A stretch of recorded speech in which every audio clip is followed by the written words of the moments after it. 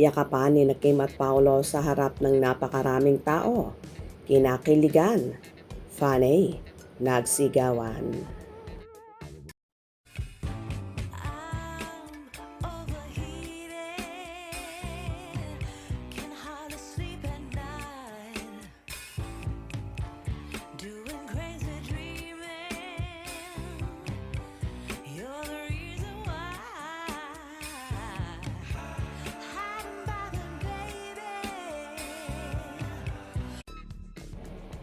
Hindi magka-umayaw sa kilig ang lahat ng nanood ng second leg ng Love Kimpa World Tour na naganap sa araw ng Labor Day, May 1, kung saan punong-puno ang naturang venue.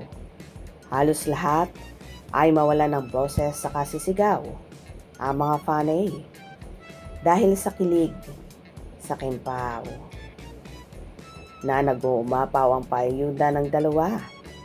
Kahit nga ang yakapan ng lovebird sa harap ng napakaraming tao ay marami ang pinakilig at tila in love sa dalawa.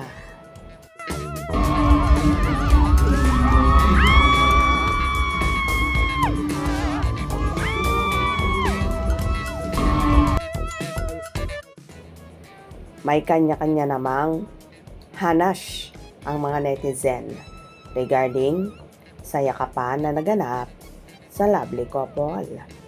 Wow, pwede na nilang pakita ang hugs and kisses in public. Medyo malapit na revealing ng Kimpaw. Nice comment, amazing love story. Perfect soulmate, blessed couple. Ang sweet. Kailangang mag-headset pero sabog at basag ang mga tenga ko sa hiyaw at sigaw nila. Okay lang Kimpaw. Wow, congrats sa inyo. Nakita nyo na sila ng personal at saksi kayo sa pagpapasaya ng Kimpaw. Katimbahay lang din ako, tulad mo. Puro hiyawan, di na mapakinggan sinasabi. Daming tao o kumita. What?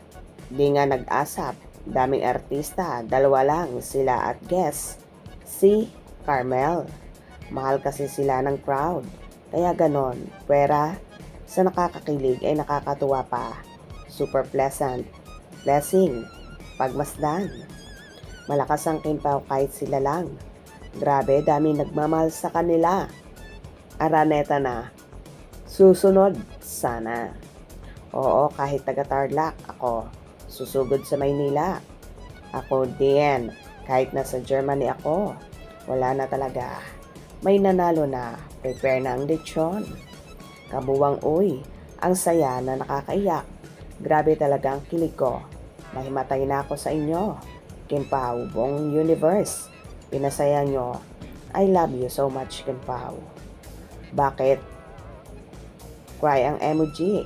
Anyway, whatever it is, nakakakilig. Meaning of cry emoji, tears of joy yan. Yang emoji ay nakakaiyak sa saya. Kinilig mag-isa. Si Oka sa dalawang ito. May paganyan na sila in public. Grabe ka, Kimi.